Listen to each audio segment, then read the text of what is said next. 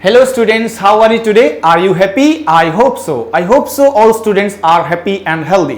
Students, मैं कपिल गिरधर एक बार फिर से आपका इस रेडियन लर्निंग यूट्यूब चैनल पर स्वागत करता हूं और उम्मीद करता हूं कि जो लेक्चर्स आपको यूट्यूब के थ्रू दिए जा रहे हैं आप उनका बेनिफिट ले रहे होंगे और सभी लेक्चर्स को इक्वली डेडिकेटली आप देख रहे होंगे। स्टूडेंट्स, जैसा कि आपकी इंग्लिश क्लास है और इंग्लिश की लास्ट क्लास में आप लोगों ने देखा था कि हमने वर्ब का टॉपिक डिस्कस किया था और इस वर्ब का जो टॉपिक आपको डिस्कस किया गया था तो इसमें वर्ब की इंपॉर्टेंस दिखाई गई कि आप वर्ब को किस तरह से डील करेंगे। तो सभी part of speech, noun, pronoun, adverb, adjective सब में से सबसे ज्यादा इंपॉर्टेंट हमने देखा कि क्या था, वर्ब थी। तो उस वर्ब को दो पार्ट में हमने सीखा था, एक मेन वर्ब और एक हेल्पिंग वर्ब। ओके स्टूडेंट्स, तो आज की क्लास में थोड़ा फर्दर आगे बढ़ेंगे और हम उन वर्ब्स को अब एक नए टॉपिक के अंदर सीखेंगे जिसका नाम होता है टेंस।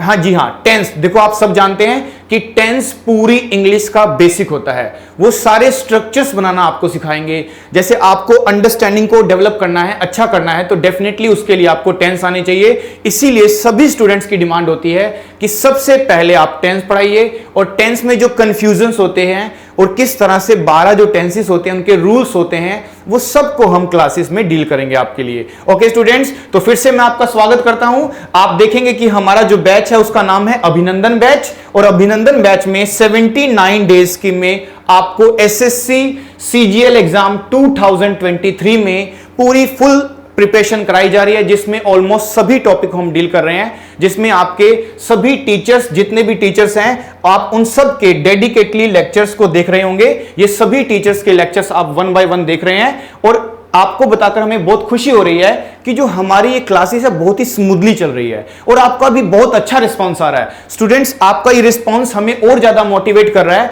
इसलिए हम पूरी कोशिश करेंगे कि इस बार 2023 में आपका एसएससी एग्जाम डेफिनेटली क्रैक हो जाएगा। ओके स्टूडेंट्स, तो कुछ ट्रिक्स को फॉलो करते हुए, कुछ हमारे जो शॉर्टकट होते हैं उनको फॉलो करते हुए आप देखेंगे कि जिस एग्जाम में या जिस सब्जेक्ट में पर्टिकुलर आपका वीक पॉइंट था उसको हम डेफिनेटली स्ट्रॉन्ग कर देंगे। ओके स्टूडेंट्स, तो आज की क्लास शुरुआत करते हैं बिना टाइम वेस्ट करते हुए। तो देखिए स्टूडेंट्स, आज की क्लास में हमें पढ़ना क्या है, टेंस को पढ़ना है। और आपने जो लास्ट क्लास ली थी उसमें हमने वर्ब की इंपॉर्टेंस को जाना था कि वर्ब कितनी इंपॉर्टेंट है। तो इन वर्ब को हम डिटेल में पढ़ेंगे आज। ओके स्टूडेंट्स, तो आप देखेंगे कि हम टेंस को सीखेंगे। अब डेफिनेटली टेंस को सीखना है तो 12 टेंस होते हैं। सबसे पहली जरूरत क्या होती है हमारे लिए कि हम टेंस को जब पढ़ रहे हैं तो इसका मीनिंग क्या होना चाहिए। तो स्टूडेंट ध्यान रखें कि जनरली ऐसा ही होता है कि अगर स्टूडेंट से पूछा जाए कि टेंस का मतलब क्या है तो डेफिनेटली वो लोग क्या बोल देते हैं कि टेंस का मीनिंग होता है काल। टेंस का मीनिंग क्या होता है, काल होता है। फिर तो मुझे बोलना चाहिए था कल उसका काल आया था, मतलब कल उसका टेंस आया था। अरे ये इसका एप्रोप्रिएट मीनिंग नहीं लगता, इसको एप्रोप्रिएट मीनिंग तो नहीं बोलेंगे ना कि टेंस का मतलब काल होता है। इससे तो हमारे क्वेश्चन नहीं बनने वाले। इसीलिए आपने देखा होगा कुछ राइटर्स अपनी बुक में क्या करते हैं, इस टेंस से पहले एक वर्ड ऐड कर देते हैं जिसको बोल देते हैं टाइम, और एक टॉपिक का नाम बन जाता है हमारे लिए जिसको बोलते हैं टाइम एंड टेंस। कुछ बुक्स में लिखा होता है ऐसा, टाइम एंड टेंस। तो ये क्यों लिखा होता है, इसका कोई मोटिव होता है एग्जामिनेशन के अकॉर्डिंग, तो डेफिनेटली वो चीज मैं आपको डील करूंगा। तो सबसे पहली चीज ध्यान रखना कि टेंस का मतलब काल नहीं होता है, टेंस का मतलब टाइम होता है। क्या टाइम भी नहीं होता है ना, तो टेंस का मतलब टाइम होता है और ना ही इसका मतलब क्या होता है, काल होता है। इसको मैं एक सेंटेंस की तरफ से आपको बताने की कोशिश करता हूं। जैसे देखिए स्टूडेंट्स, अगर मैं लिखता हूं she drove the car, she drove the car yesterday, she drove the car yesterday।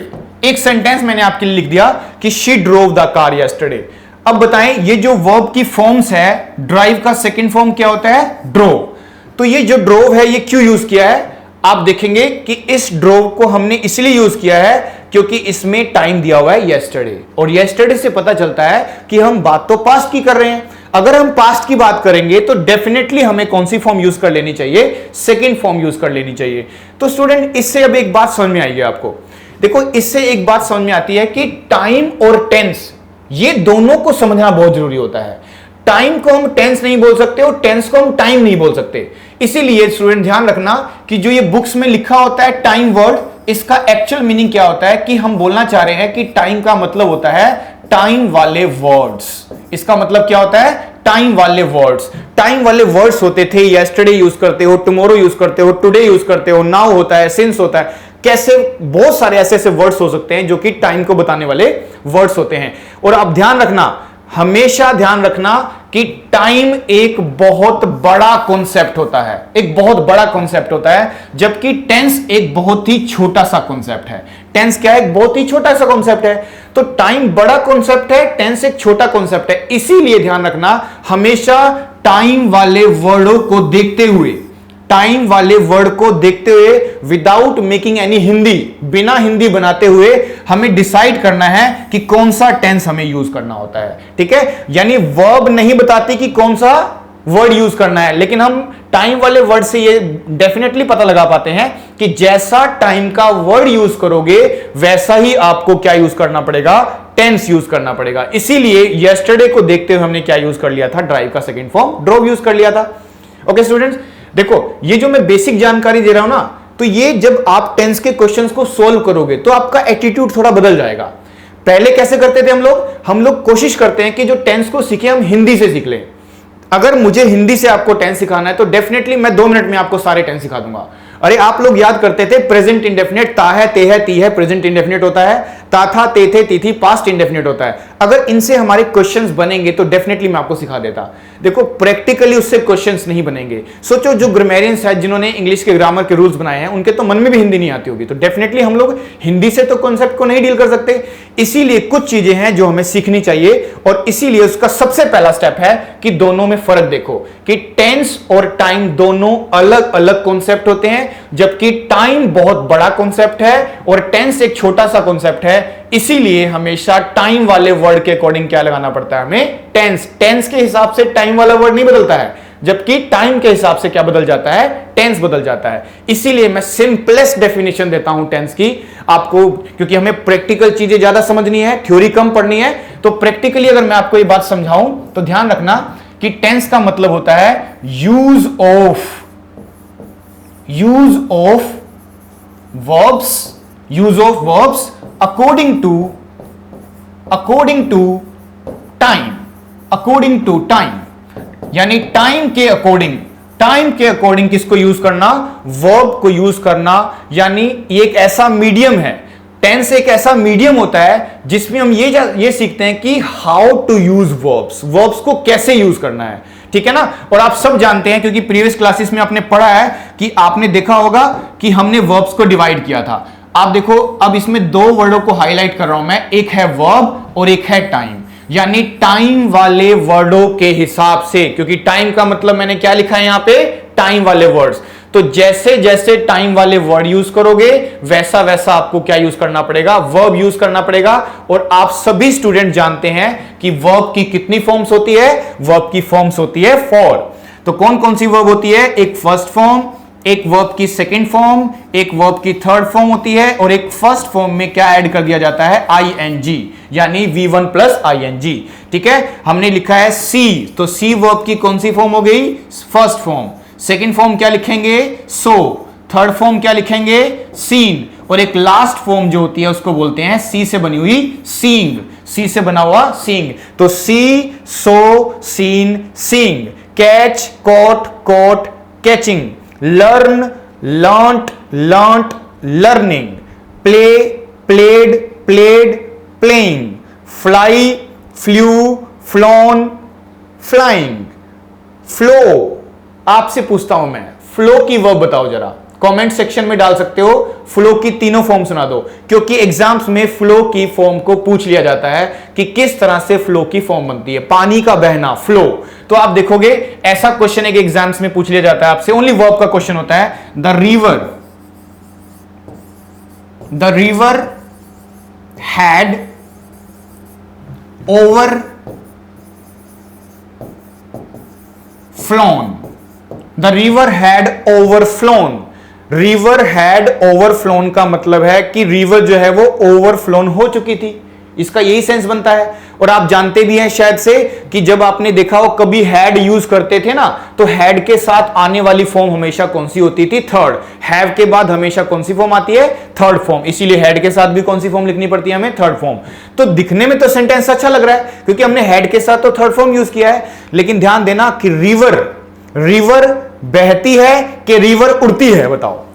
आप कहेंगे सर रिवर तो बहती है, तो बहना की फॉर्म जो होती है वो फ्लो होती है। हमें लगता है कि फ्लो की थर्ड फॉर्म फ्लोन है, तो फिर फ्लाई की क्या है? अरे आप कहेंगे सर फ्लाई की फ्लोन होती है। तो कहने का मतलब कि हैड ओवरफ्लोन पढ़ने में भले अच्छा लग रहा हो पर ग्रामेटिकली गलत होगा, यानी ओवरफ्लोन नहीं होगा। ओवर के साथ अब यहां पे हमें लिखना पड़ेगा फ्लो से बना हुआ ईडी लगाते हुए क्या लगाएंगे? फ्लोड। यानी फ्लो की जो वर्ब होती है वो ईडी लगा के बनती है, तो फ्लो, फ्लोड, फ्लोड, फ्लोइंग, इस तरह से। तो अब इसका करेक्शन होगा the river had overflowed. Flown नहीं, फ्लोड होना चाहिए। इसीलिए ध्यान रखना स्टूडेंट्स, आपको as a student daily basis पे 10 to 15 वर्ब्स को लर्न करना है। क्योंकि सोचो अगर आपको वर्ब्स की फॉर्म नहीं आती है तो मैं आपको नहीं सिखा पाऊंगा टेंस। मैंने आपको टेंस तो सिखा दिया, उसके सारे रूल्स भी बढ़ा दिए, लेकिन सोचो जब आपको वर्ब की फॉर्म्स ही याद नहीं है तो डेफिनेटली आप लोग गलत कर दोगे।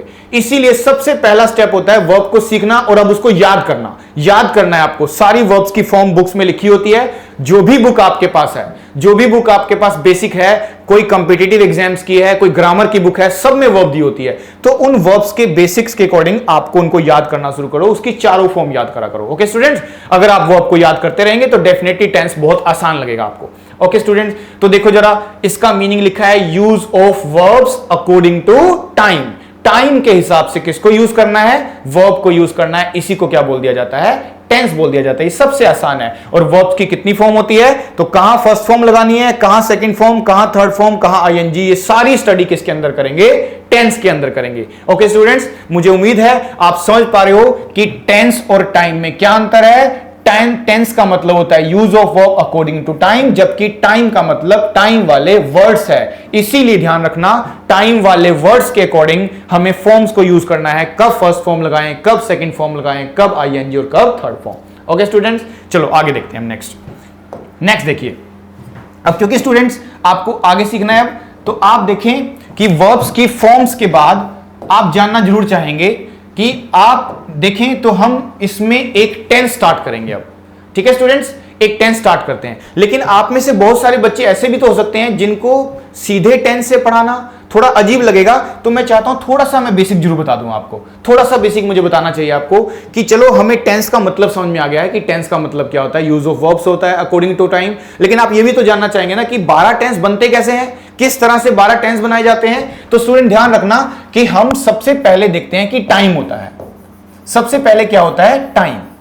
और इस टाइम को फर्दर कितने पार्ट्स में डिवाइड किया जाता है? 3 पार्ट्स में। इसको 3 पार्ट्स में स्प्लिट किया जाता है, बांटा जाता है, जिसमें से आप देखोगे टाइम के कितने पार्ट्स बन जाते हैं? 3। एक होता है प्रेजेंट, एक टाइम बन जाता है आपका प्रेजेंट, एक बन जाता है पास्ट और एक बन जाता है फ्यूचर। तो प्रेजेंट, पास्ट और फ्यूचर कितने टाइम हो गए हमारे पास? 3 टाइम। तो 3 टाइम है प्रेजेंट, पास्ट और फ्यूचर। देखो जिसको हम महसूस कर रहे हैं, जिसको फील कर रहे हैं, वो सब टाइम क्या होता है? प्रेजेंट होता है। और सबसे ज्यादा छोटा टाइम भी क्या होता है हमारा? प्रेजेंट होता है। आप बता पाएंगे कि जो प्रेजेंट का टाइम है वो कितना होता है? आप देखेंगे कि प्रेजेंट का टाइम सबसे ज्यादा छोटा होता है। और मुझे लगता है 1 सेकंड का टाइम ही सिर्फ प्रेजेंट होता है। 1 सेकंड का टाइम। जैसे देखिए मैं आपको पढ़ा रहा हूं, हम महसूस कर रहे हैं, आप पढ़ा रहा हूं, तो ये सिर्फ प्रेजेंट है। 1 सेकंड पहले जो मैंने लिखा था वो पास्ट हो चुका है, 1 सेकंड बाद जो होगा वो फ्यूचर है। तो ये देखो सबसे छोटा टाइम क्या है हमारे पास? प्रेजेंट है। पास्ट भी बहुत बड़ा हो सकता है, फ्यूचर भी बहुत बड़ा हो सकता है, लेकिन सबसे छोटा टाइम क्या होता है हमारे पास? प्रेजेंट होता है। तो जो 1 सेकंड पहले की बात बताता हो पास्ट मान लिया जाता है, 1 सेकंड बाद की बात बताता है तो क्या बोल दिया जाता है? फ्यूचर बोल दिया जाता है। ओके स्टूडेंट्स, ये हमारे 3 तरह के टाइम होते हैं। फिर आपने देखा होगा कि बुक्स में कुछ वर्ड लिखे होते हैं, तो कौन कौन से वर्ड्स होते हैं? तो सबसे पहले देखेंगे कौन सा वर्ड होता है स्टूडेंट? तो सबसे पहले होता है इंडेफिनिट। ठीक है, हो सकता है कोई स्टूडेंट ऐसा भी हो सकता है जिसको टेंस के नाम अच्छे से याद ही नहीं है। तो सबसे पहले नाम को याद करने के लिए सबसे पहला स्टेप क्या है? नाम को याद करना है तो सबसे पहले पढ़ो इंडेफिनिट। इंडेफिनिट को ही कुछ ग्रामेरियंस, कुछ राइटर क्या लिख देते हैं? और लगा के इसको लिख दिया जाता है सिंपल। क्या लिख दिया जाता है इसको? सिंपल। चाहे इंडेफिनिट बोलो चाहे सिंपल बोलो, एक ही बात है। फिर उसके बाद क्या होता है? उसके बाद आप देखते हो तो इसको बोल दिया जाता है कॉन्टिन्यूअस।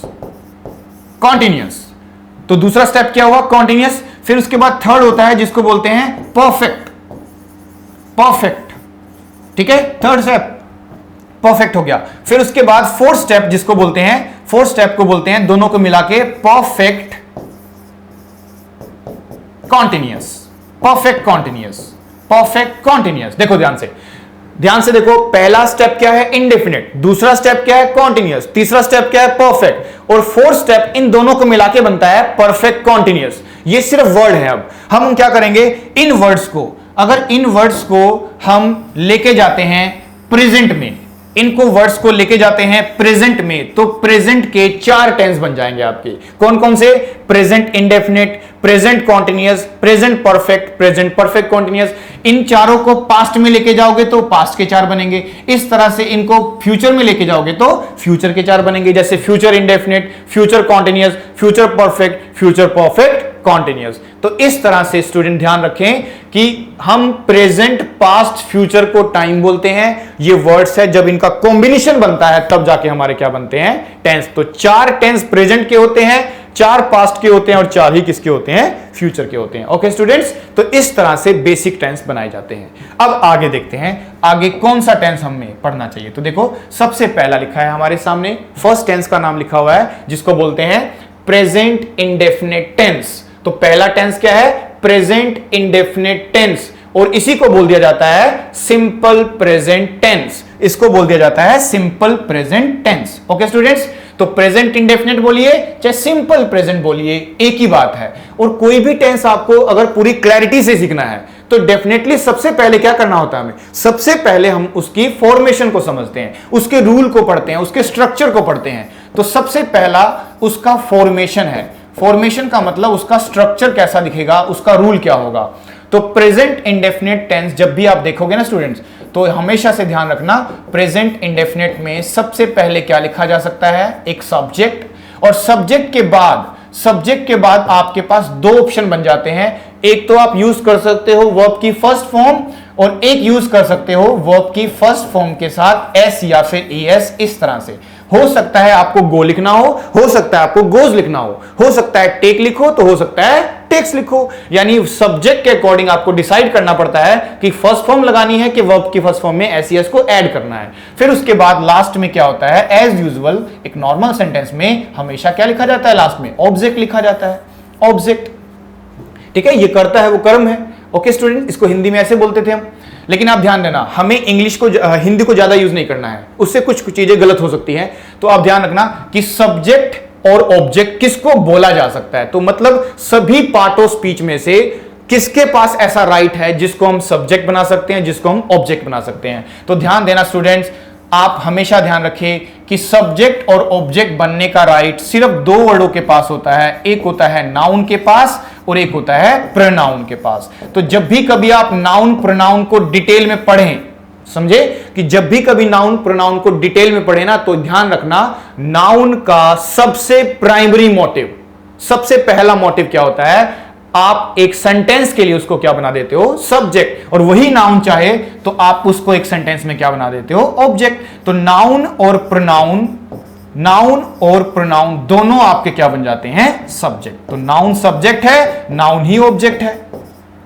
ओके स्टूडेंट्स, नाउन ही सब्जेक्ट बनता है, नाउन ही ऑब्जेक्ट, प्रोनाउन ही हमारा ऑब्जेक्ट बनता है। तो नाउन प्रोनाउन को सब्जेक्ट बना दो, नाउन प्रोनाउन को ऑब्जेक्ट बना दो, कोई भी फर्क नहीं पड़ता। ठीक है, अब देखते हैं आगे। अब क्योंकि नाउन प्रोनाउन हमारा सब्जेक्ट बनता है, तो आप ध्यान दें कि आपका जो सब्जेक्ट है यही डिसाइड करने वाला है, कि वर्ब के अंदर एस लगाना है कि नहीं लगाना है।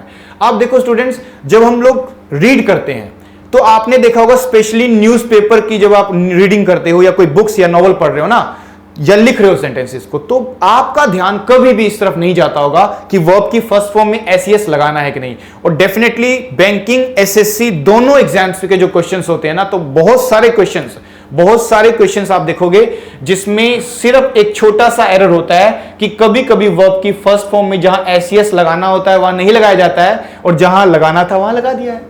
ठीक है, लगा भी सकते हैं, नहीं भी लगा सकते, वो कौन डिसाइड करेगा? वो तो सब्जेक्ट डिसाइड करेगा। यानी वर्ब के अंदर एस लगाना है कि नहीं लगाना है, ये कौन डिसाइड करेगा? हमारा सब्जेक्ट डिसाइड करेगा। सब्जेक्ट डिसाइडर होता है कि वर्ब में एस लगाना है कि नहीं लगाना है। ओके स्टूडेंट्स, तो बता भी दिया आपको सब्जेक्ट कौन बनता है। थोड़ा और क्लियर करता हूं। देखो, एक ऐसा सब्जेक्ट हो सकता है जिसको आप बोल दो कि सिंगुलर नाउन है, सिंगुलर नाउन। और सिंगुलर नाउन का मतलब है दुनिया का सारे वर्ड, वो दुनिया के सारे वर्ड जो काउंटिंग में एक है, जिनको काउंटिंग में एक बोलते हैं, उनको बोला जाता है singular noun. Person, place, thing, कुछ भी अगर वो एक है तो क्या बोला जाएगा? Singular noun. और इसी तरह से कुछ सिंगुलर प्रोनाउन भी होते हैं जिनको एक बोलते हैं, जैसे एक बॉय के लिए ही यूज कर लेते हैं, एक गर्ल के लिए शी यूज कर लेते हैं, एक नॉन लिविंग के लिए, जानवर के लिए क्या यूज कर लेते हैं? इट यूज कर लेते हैं। अगर आपका सब्जेक्ट क्या है? सिंगुलर है, तो आप वर्ब में क्या ऐड कर देंगे? एस। वर्ब में क्या ऐड कर देंगे? S. If the subject is singular then you can use s with verb. Verb के साथ क्या यूज कर लीजिए? एस। तो जब सब्जेक्ट सिंगुलर हो तो वर्ब में एस जरूर जरूर जरूर लगाना चाहिए। अगर नहीं लगाएंगे तो गलत हो सकता है क्वेश्चन, इसलिए ध्यान रखना है आपको। ओके सर, अब आगे देखिए, नेक्स्ट है plural. Plural noun, plural noun एक से ज्यादा होने चाहिए, एक से ज्यादा। तो पर्सन, प्लेस, थिंग अगर एक से ज्यादा होता है तो उसको क्या बोल दिया जाता है स्टूडेंट्स? Plural noun.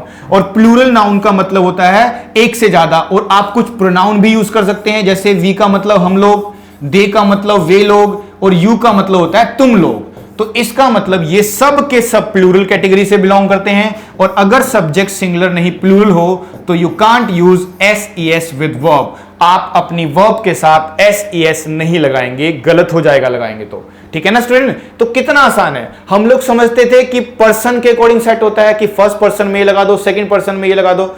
आपको इतना कॉम्प्लिकेटेड क्यों बनाना है, जब बड़ा आसान सा रूल है हमारे पास कि अगर सब्जेक्ट सिंगुलर है तो वर्ब में एस लगेगा, अगर सब्जेक्ट प्लूरल है तो वर्ब में एस नहीं लगेगा। बिल्कुल सिंपल है, simple is that.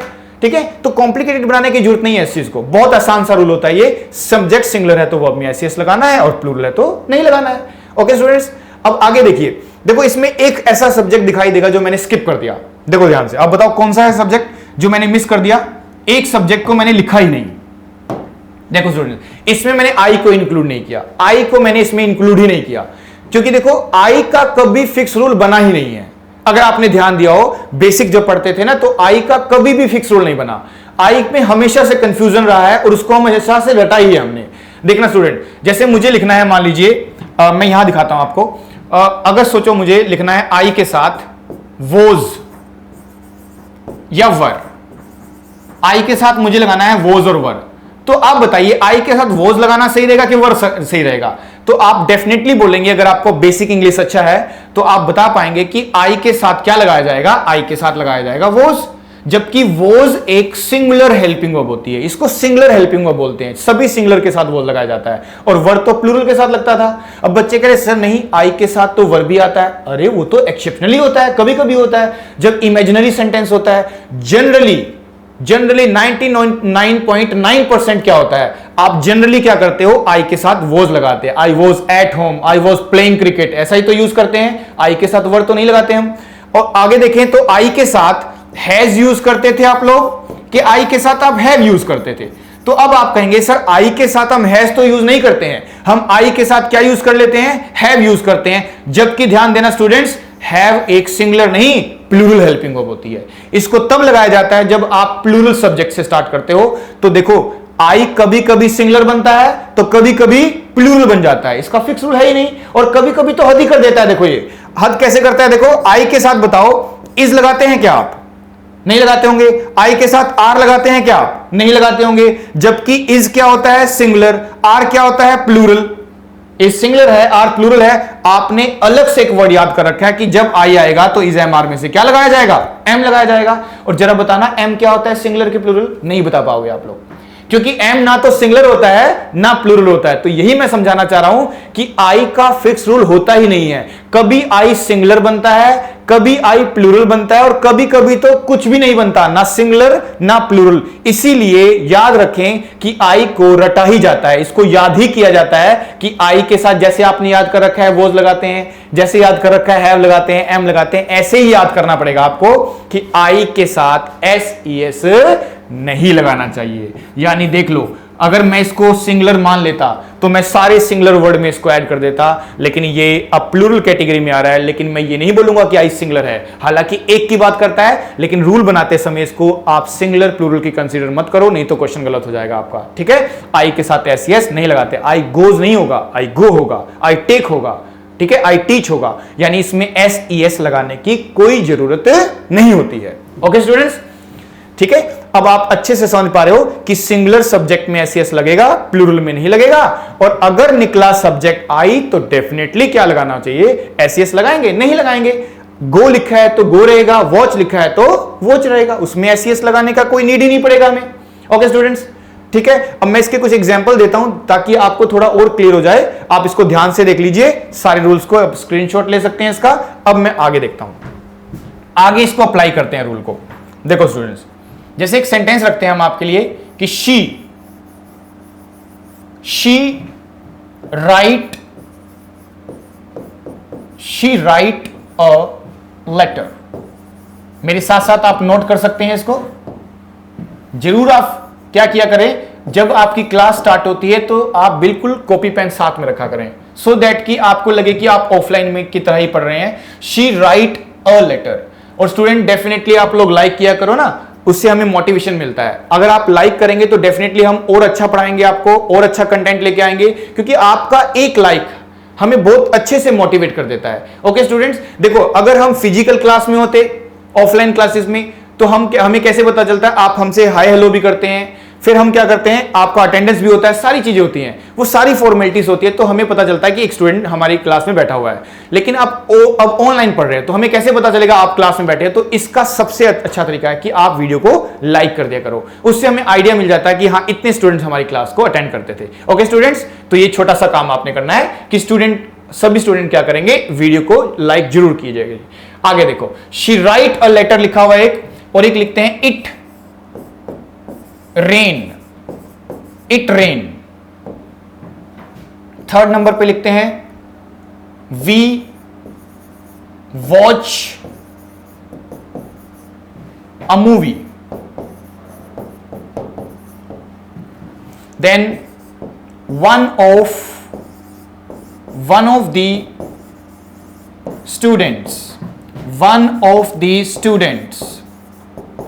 the students learn English well. next sentence लिखते हैं our brother live in Delhi. Okay students, अब देखो, अब चूंकि प्रेजेंट इंडेफिनिट टेंस है, और आप ये ध्यान रखेंगे कि बड़ी बड़ी स्टेटमेंट में भी एक वर्ब का एरर हो जाता है, जिसमें हो सकता है कभी कभी एस लगाया जाए, हो सकता है कभी कभी एस ना लगाया जाए, जिसका बेसिक मैं यहां सिखा रहा हूं आपको। उसका बेसिक क्या होता है वो सब्जेक्ट से डिसाइड करेंगे। तो देखो स्टूडेंट्स, यहां पे अब देखो ध्यान से, तो हमारा सब्जेक्ट क्या निकला है, देखो यहां पे सब्जेक्ट है शी, और शी कैसा सब्जेक्ट होता है, सिंगुलर। ये सिंगुलर है, तो सिंगुलर होने की वजह से फर्स्ट फॉर्म को अकेले नहीं लिख सकते, आपको इसमें क्या ऐड करना पड़ेगा, एस, क्योंकि जब जब सब्जेक्ट सिंगुलर होगा तब तब वर्ब में क्या लगाया जाएगा, एस या फिर ईएस लगाया जाएगा। ओके स्टूडेंट्स, इट रेन, तो बताओ इट को क्या माना जाता है, सिंगुलर, और सिंगुलर है तो क्या लगाया जाएगा, रेन्स लगाया जाएगा। रेन नहीं होगा, रेन्स होगा। फिर देखो लिखा है वी वॉच अ मूवी, तो वी क्या है, हमारा एक प्लूरल सब्जेक्ट है, वी का मतलब है हम लोग। अब क्योंकि ये प्लूरल है तो वर्ब में एस लगाने की कोई जरूरत नहीं है, बिल्कुल सही लिखा हुआ है ये सेंटेंस। अब देखो वन ऑफ द स्टूडेंट्स, तो देखो सभी स्टूडेंट्स में से कितनों की बात कर रहे हैं हम लोग, एक स्टूडेंट की बात करना चाह रहे हैं, ठीक है। अब एक है तो यहां लर्न थोड़ी ना आएगा, क्या लिखना पड़ेगा आपको, लर्न्स लिखना पड़ेगा। अब our brother live in India, इसका आप बताओ, आप इसका बता सकते हो, ठीक है। और मुझे लगता है कुछ बच्चे जरूर इसमें ढेर हो जाएंगे, वो गलत कर देंगे इसको, वो सोचेंगे आवर ब्रदर तो प्लूरल है। अरे आप देखो, हम आवर को देखेंगे कि ब्रदर को देखेंगे? हमारा सब्जेक्ट नाउन और प्रोनाउन बनता है ना, तो आवर प्रोनाउन थोड़ी ना होता है, आवर तो एडजेक्टिव होता है, नाउन से पहले आ रहा है वो, इसलिए तो हमारा नाउन कौन निकला? ब्रदर। और ब्रदर कितने लिखे हैं इसके अंदर? एक ब्रदर लिखा हुआ है, ब्रदर्स तो नहीं लिखा हुआ है, एक ब्रदर है। अगर ये एक है तो क्या इसमें एस लगाना चाहिए? बिल्कुल लगाना चाहिए, आपको लिखना चाहिए लिव्स। ओके स्टूडेंट्स, तो इस तरह से our brother lives in Delhi, ऐसे होना चाहिए। तो इस तरह से हम डिसाइड कर लेते हैं कि वर्ब में एस लगाना चाहिए कि नहीं लगाना चाहिए। वो किस पे डिपेंड करेगा माय डियर स्टूडेंट्स? वो हमारे सब्जेक्ट पे डिसाइड करेंगे, इसी से ध्यान रखना। ओके स्टूडेंट्स, चलो आगे देखते हैं। अब कुछ बच्चे कह रहे हैं सर एक बात बताइए कि कभी कभी हम एस लगाते हैं और कभी कभी ई एस लगा देते हैं, तो क्या इसका भी कोई रूल होता है कि कब एस लगाएंगे कब ई एस लगाएंगे? चलो मान लिया कि सिंगुलर सब्जेक्ट से शुरू करोगे तो एस ई एस लगाना चाहिए, लेकिन कभी एस लगाते हैं कभी ई एस लगाते हैं, तो देख लेते हैं उसको भी। स्टूडेंट्स देखो, अगर वर्ब का last letter, if the last letter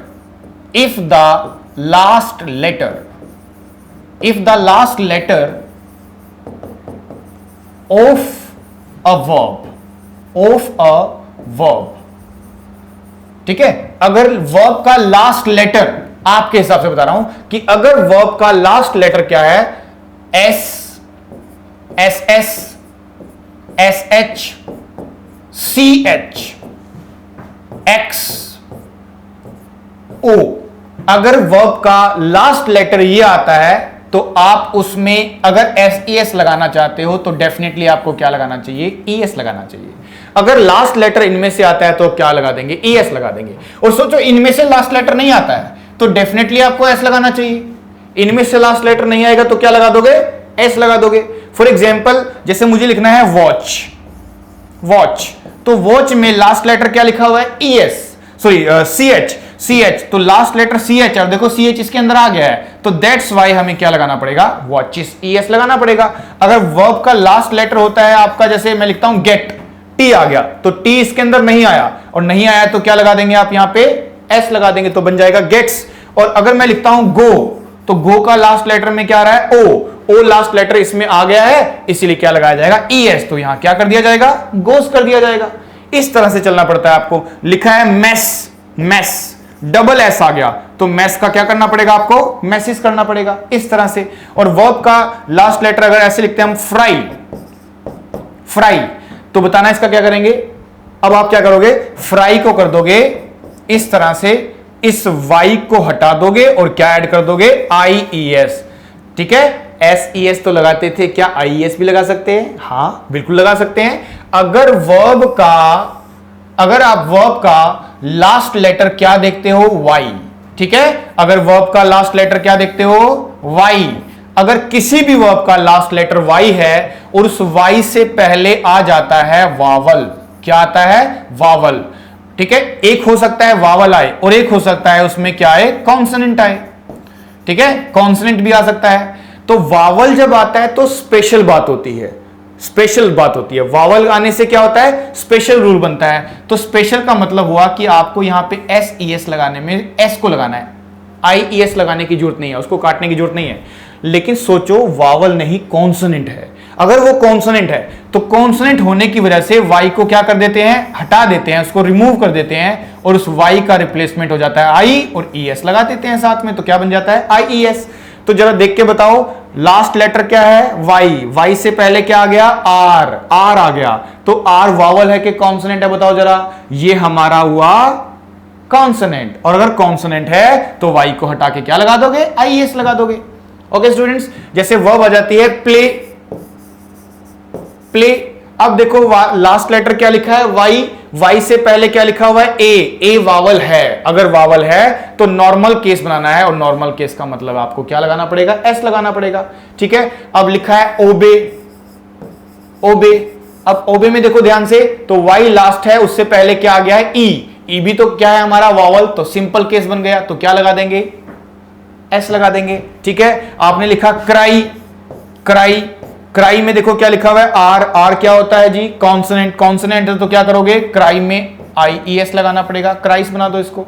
इस तरह से चलते हैं, ठीक है ना स्टूडेंट। तो ये ध्यान रखना, तो वर्ब का लास्ट लेटर इनके अकॉर्डिंग लगाते हैं कि अगर लास्ट लेटर इनमें से आए तो ईएस लगाओ, नहीं आया तो एस लगा दो। लास्ट लेटर वाई है क्योंकि वाई एक स्पेशल लेटर होता है और स्पेशल होने की वजह से वावल है तो आपको सिंपली एस लगाना है और कॉन्सोनेंट है तो वाई को हटा के आई ई एस लगा दो, उसमें कोई फर्क नहीं पड़ता। इस तरह से आप इसको डील करेंगे, ठीक है ना स्टूडेंट। तो देखो अब हमें ऑलमोस्ट सारे स्टेप्स आ गए ना कि कब एस ई एस लगाना है और कब नहीं लगाना है। वो कौन बताएगा? आपका सब्जेक्ट बताएगा, सब्जेक्ट डिसाइड करेगा इस बात को, ठीक है स्टूडेंट्स। इसको सब्जेक्ट डिसाइड करेगा कि सब्जेक्ट सिंगुलर है तो एस ई एस लगाना है, प्लूरल है तो नहीं लगाना है। फिर अगर मान लीजिए लगाना है तो आप लास्ट लेटर कैसे देखोगे? जैसे मैंने अभी बताया था। अब देखो यहां सिंगुलर था तो लास्ट में ई था तो एस लगा दिया, यहां एस लग गया। यहां वॉच में अगर लगाते तो ई एस करते, पर सब्जेक्ट कैसा निकला? प्लूरल। तो अगर प्लूरल सब्जेक्ट है तो एस ई एस लगाने की कोई जरूरत होती नहीं है। ओके स्टूडेंट्स, इस तरह से हम डील करेंगे। चलिए ठीक है, तो मैं उम्मीद करता हूं कि आपको ये प्रेजेंट इंडेफिनिट का कॉन्सेप्ट अच्छे से आ गया होगा। ठीक है, एक दो सेंटेंसेस और देख लेते हैं। देखिए स्टूडेंट्स, अब क्योंकि हम लोग प्रेजेंट इंडेफिनिट को पढ़ रहे हैं तो प्रेजेंट इंडेफिनिट में ना एक स्टूडेंट ध्यान रखना कि जब भी प्रेजेंट इंडेफिनिट आपका बेसिक क्लियर हो गया है तो आप उसको यह भी ध्यान रखें कि जब आपको किसी भी सेंटेंस का नेगेटिव बनाना होता है, किसी भी सेंटेंस का क्या बनाना होता है? नेगेटिव। तो नेगेटिव बनाने के लिए और उसका इंटेरोगेटिव बनाने के लिए, इंटेरोगेटिव किसको बोलते थे? इंटेरोगेटिव बोलते थे हम जब हम क्वेश्चन करते थे, क्वेश्चन करते थे। तो नेगेटिव बनाने के लिए और उसका इंटेरोगेटिव बनाने के लिए, नेगेटिव का मतलब होता है जब आप उसमें क्या ऐड कर देते हो? नॉट ऐड कर देते हो। और इंटेरोगेटिव का मतलब होता है जब आप उसमें क्या कर रहे हो? क्वेश्चन कर रहे हो। तो आपको लगता है कि नेगेटिव और इंटेरोगेटिव, क्योंकि हमने जब बेसिक वर्ब पढ़ी थी तो उसमें बताया गया था कि हेल्पिंग वर्ब का काम होता है नेगेटिव इंटेरोगेटिव बनाना। और इस टेंस के रूल के अंदर तो हमने सिर्फ फर्स्ट फॉर्म लिखा, कोई हेल्पिंग वर्ब तो थी नहीं हमारे पास। इसीलिए ग्रामेरियंस कहते हैं कि जब आपको प्रेजेंट इंडेफिनिट का नेगेटिव इंटेरोगेटिव बनाना हो तो उस रिस्पेक्ट में आपको दो वर्ड दिए जाते हैं जिसका नाम होता है डू और डज। क्या लिखा जाता है? डू और डज। डू और डज ये दो हेल्पिंग वर्ब है। कब यूज करनी है? जब आप बनाओगे या तो नेगेटिव सेंटेंस या फिर बनाओगे इंटरोगेटिव सेंटेंस। तो नेगेटिव और इंटरोगेटिव बनाने के लिए आप क्या यूज कर लेंगे?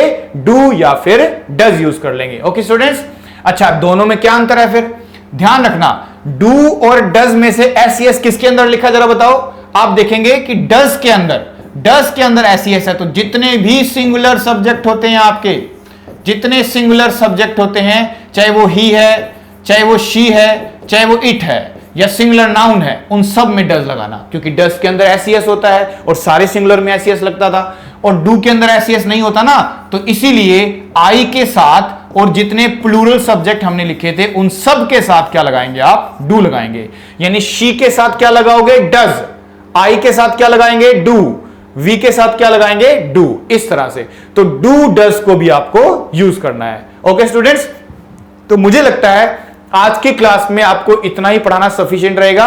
आज की क्लास में आपने सीखा है कि हम टाइम और टेंस में से कंपैरिजन करते हैं। तो टाइम एक बड़ा कॉन्सेप्ट है, टेंस एक छोटा कॉन्सेप्ट है, इसलिए वर्ड के हिसाब से हमें टेंस को यूज करना होता है। और उसका मीनिंग लिखा use of verb according to the time. फिर हमने क्या किया? तीन तरह के टाइम पढ़े। तीन तरह के टाइम में एक प्रेजेंट था, एक पास्ट था और एक फ्यूचर था। उनके कुछ पार्ट्स बनाए और 12 टेंस कैसे बनते हैं वो हमने देखा।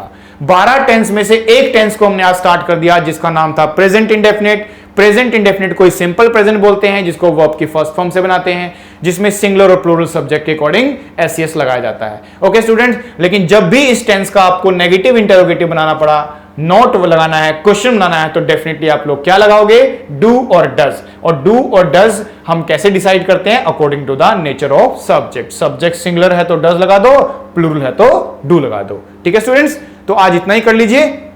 जो शुरू के एक दो टेंस होंगे उसमें समय ज्यादा लगेगा, लेकिन आगे के कुछ टेंसेस होंगे जो बहुत जल्दी हो जाएगा, क्योंकि मुझे इस पर समय इसलिए लगाना है क्योंकि मुझे पता है एग्जाम्स में क्वेश्चन प्रेजेंट इंडेफिनिट में आते हैं और खास करके एस ई एस के आते हैं। ठीक है स्टूडेंट्स, कि कब लगाना है कब नहीं लगाना है, और स्पेशल जो हेल्पिंग वर्ब है कि कब डू लगाना है, कब डज लगाना है और कैसे लगाना है, ये भी सीखना है। ठीक है ना? तो मैं उम्मीद करता हूं ये सारा जितना मैंने आपको पढ़ाया इसको प्रिपेयर करके आएंगे और नेक्स्ट क्लास में इस डू डज को थोड़ा और डिटेल में मैं आपको सिखाऊंगा कि कैसे नेगेटिव बनाना है, कैसे इंटरोगेटिव बनाना है। ठीक है स्टूडेंट्स, तो आज इतना ही करते हैं। See you in the next class.